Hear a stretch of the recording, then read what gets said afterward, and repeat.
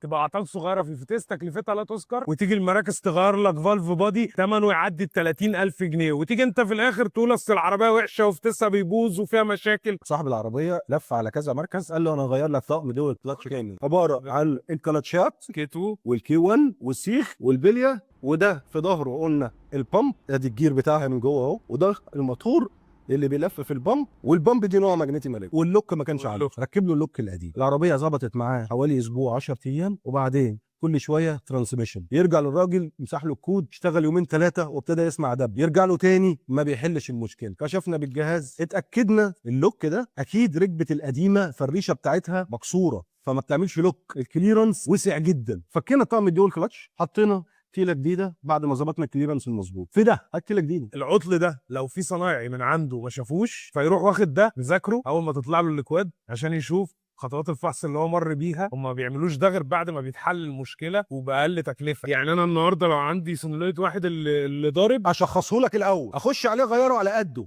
اغير السنسور ده، اظبط لك الكليرنس واغير لك البليه دي، عشان حد غيري لعب قبل كده وحط صاموله كونتر 11 لكن ما حطش دي اللي بتلبس جوه دي، ودي سنجل يوز، الريشه دي بتتكسر من على السيخ، الريشه المفروض دي تخش تتكبس مره واحده. استخدم له مره واحده. فدور على اللي بيفهم في اجزاء الفتيس الداخليه ويصلح لك على قد العطل بدل ما يغرمك 30,000 جنيه، او اسال محرم مش هتتغرم.